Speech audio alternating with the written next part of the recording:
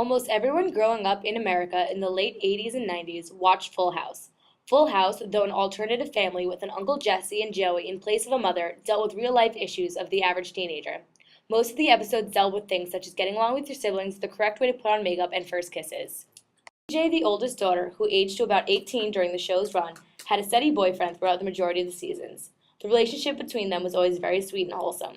The most shocking thing that happened between the two was getting caught making out, and that was even considered a big deal. Today, that might seem a bit funny and childish to teens, but back then that's how the ideal teenager was looked at. She may have been a wholesome character, but she was someone teens looked up to in the 90s. Parents and children alike would tune into the show and get a warm, fuzzy feeling after it ended. Full House portrayed the normal family life during the 1990s.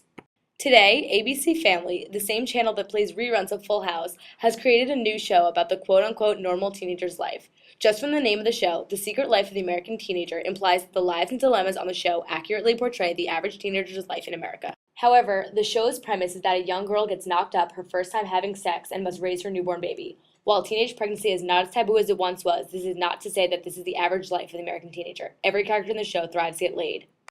In fact, one of the main characters, a 16-year-old boy, Ricky, is a sex addict and is the reason Amy gets pregnant. Ricky is someone who would have been considered a sexual psychopath by Friedman. He is portrayed as a sexual predator, getting girls to sleep with him regardless of the consequences. Even after being exposed to the baby's father, he continues his sexual exploits with several other girls. If this show was made in the 40s and 50s, it may have been taken off the air. Sexual deviance was highly taboo back then, but today's society makes it come off as it's the average teenage thing. How has the media changed so much in the past 20 years to go from shows like Full House that stress family relations to a show that implies that the secret life of the American teenager is getting knocked up? This picture of Britney's first album cover was released in 1999 when she was 18 years old. A wholesome Britney stares at the camera in a conservative yet playful manner. Even though legally Britney is considered an adult at this time, her first album is still geared towards a younger audience. Britney's wholesome image was specifically marketed to a younger consumer.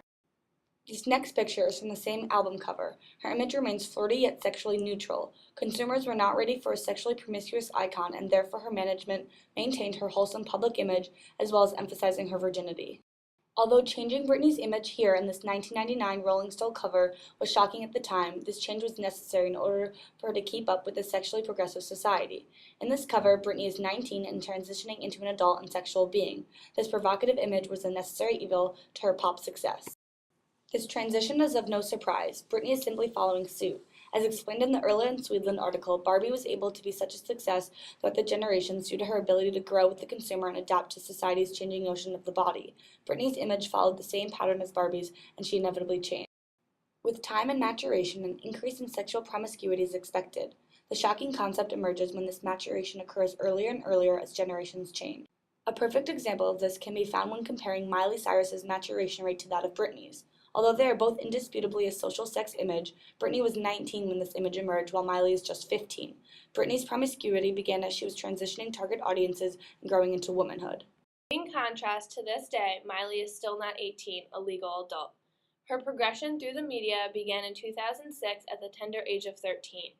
Her TV show and albums have shown a progression in her image, and as expected, with each new album, her look has become more and more sexualized. The problem is that she is becoming a sexual being at the age of 15, 16, and 17, as opposed to Britney's 18 and 19. Women being seen as sexual objects is sadly inevitable in today's media. However, we can strike issue with the notion that these women are beginning at younger ages.